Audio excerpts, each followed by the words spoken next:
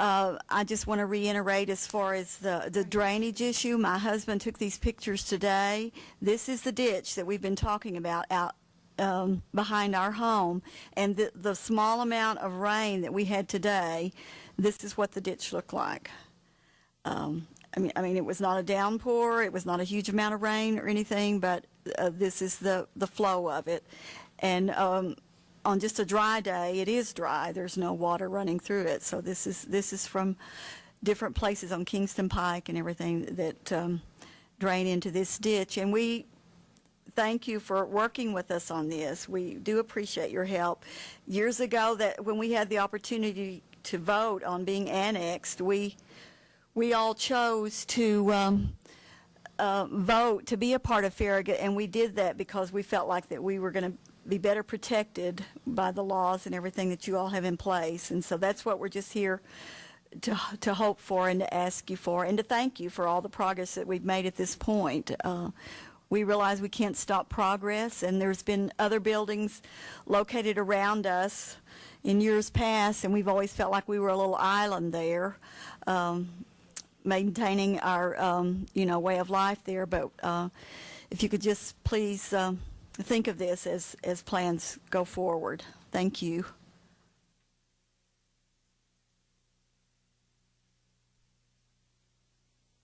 My name is Greg Whalen. I live at 112 Ida Hertzler in Powell Acres. I want to thank the town of Farragut and the commission in particular for providing a venue for citizen input this evening. I appreciate that very much. And specifically, I'd like to thank Ruth Hawk, Darrell Smith, Mark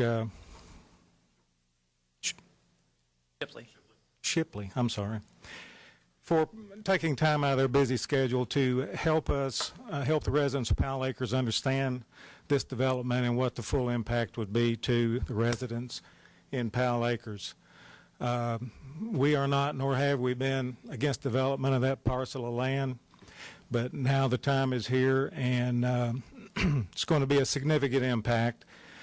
So recognizing that, really all we have is the barrier between us and the Costco development, and we've discussed in recommendations that we thought were reasonable and appropriate to provide a visual barrier for our houses on Ida Hertzler, as well as attenuate the noise that we expect, which will occur maybe at night when they're loading and unloading dumpsters, loading and unloading trucks, and those kind of things. So it's important, and it sounds like that representatives from SHOD and Costco are receptive to some recommendations and modifications to what they proposed, and thank you. I appreciate that very much. So we've come a long way this evening.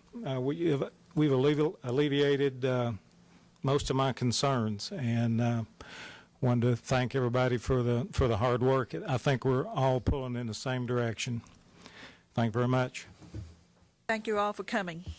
I'd like to point out just a couple of things just for the residents, because I know that when I had talked to them, I had not yet reviewed the plans that are before you tonight. And I would like to say that one of the comments we had was we asked them to lower their wall packs because if the lights were lower, that would help because it shines down, and they have done so. They have also eliminated the pole lights up around the back side of the building, and then on the poles that are down in here, they have actually added shields behind them to further protect the residents. Since I didn't have an opportunity to tell you that beforehand, since we were reviewing these later, I just did want to point that out to you, that they have made those modifications.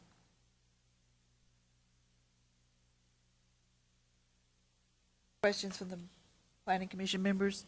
Yeah, I have one. I guess in prepared for this coming event tonight, did a little benchmarking of Costco. Certainly, I'd never personally experienced Costco, so between some literature search and looking at particular pictures of other Costcos in other areas of the country, as well as a personal benchmarking visit when I was in Atlanta to a new Costco in East Atlanta. First of all, I'd like to say, I was very much impressed with the operation, the layout, and particularly the one I visited in Atlanta. It was very new. One thing that struck me, though, and I noticed, the question has to do with what was on the town's comments we saw earlier in the packet and what I see tonight. I don't know whether it's just dropped off the table or it's been resolved or whatever, but there was not a requirement, but an urging by the town relative to the outside appearance. That also ties back, I think, to the visual impact back to the neighborhood. But I know the one in Atlanta is very impressive. I don't get the warehouse feeling at all from the one I visited. Some brick and stone at the entrance, in particular, some really nice treatment architecturally. And I saw that represented in some of the other pictures around the country, too.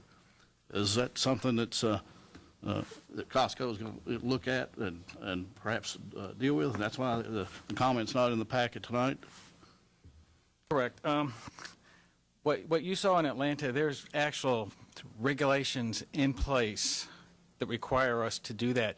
When we came to Farragut, we researched the regulations, and this was what was required. And this building here versus, say, a building that you see with all the fancy stuff on is actually a very environmentally friendly building as opposed to a brick building or a cement block building. And I've got my architect here that can actually address some of that. And we have come in with a revised plan, what we originally did.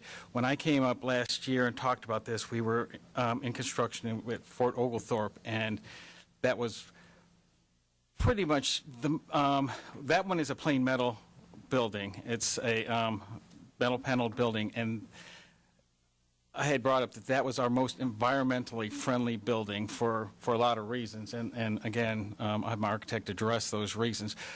But the bottom line is, you know, we came and we researched requirements typically in the community. If there's a requirement, you know, or an ordinance in place or something that requires us to do that, we will do that. Comment in the previous set was not a requirement. I think it was just an urging by the town to consider that. So. And I guess to go back on that is, you know, I came down, I researched requirements, and then I have to prepare a budget and get this approved through upper management, and I did that.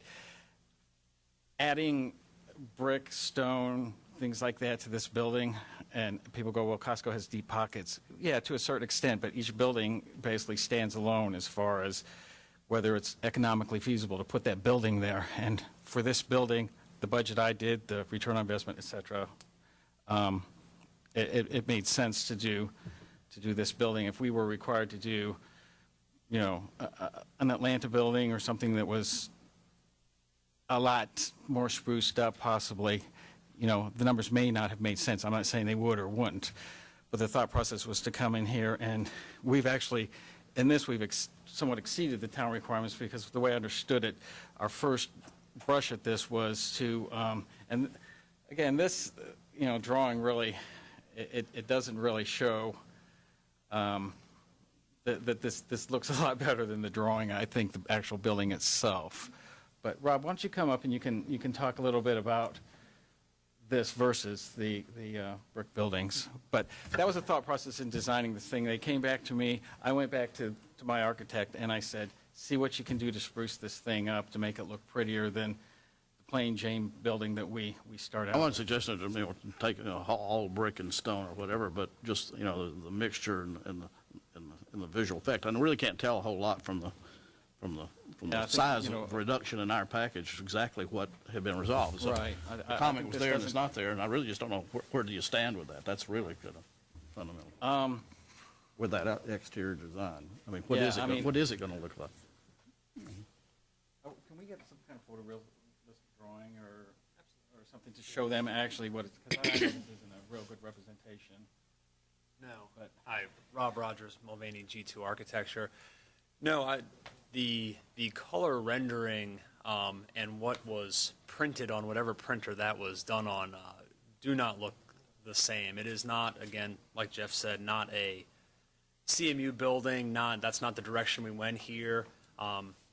It was thought from the beginning. Again, we came and met and showed the plain prototypical Costco, what Costco would do if they could all over the country. As Jeff said, a lot of times there are zoning regulations which will be so specific as to a change in height every so many feet of a building. Zoning regulations vary throughout the country. What we did recently when we were asked to go back and revisit the building was to change the metal profiles, change the parapet heights, add cornices to it. And I apologize for it not coming through here. We can certainly get you some better renderings of what the building would actually look like.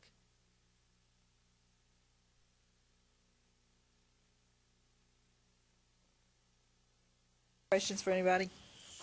I have a couple questions related to the site plan, if that's all right, Madam Chairman. The walls, we talked about the retaining walls, and I don't want to beat it to death, but there is the retaining walls. Some of them are adjacent to the parking lot, and being a 24-foot wall, Guardrails. I didn't see any handrails. It was kind of hard to depict on my Actually, 8.5 by 11, on the- but that was one thing I was concerned about, just kids going from the parking lot climbing on the walls. There is a black coated, let me zoom Is out it like a little bit chain so you link, can or is see it something a little more decorative? Back here, it is a chain link fence with the black vinyl coating.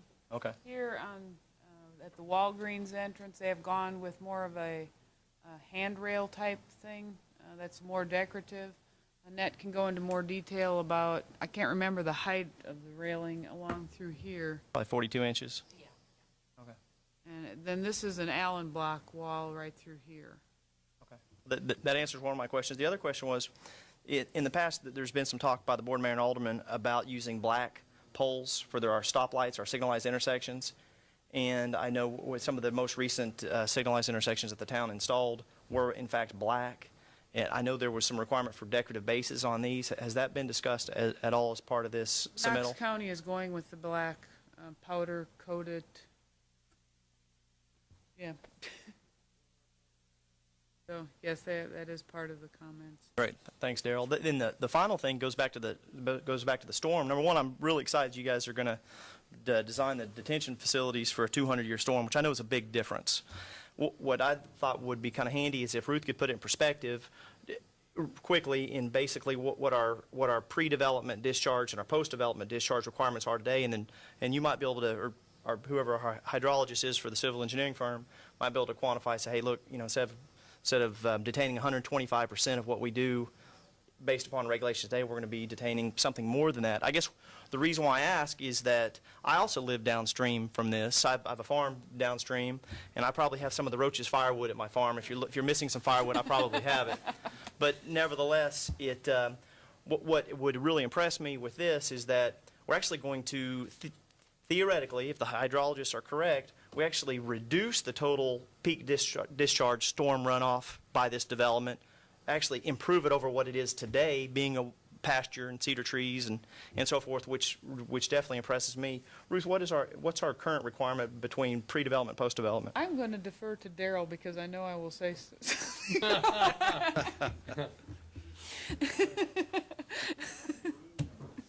I want to make him come on down. Sorry, we're making you earn your keep tonight, Daryl. I apologize. Pop quiz.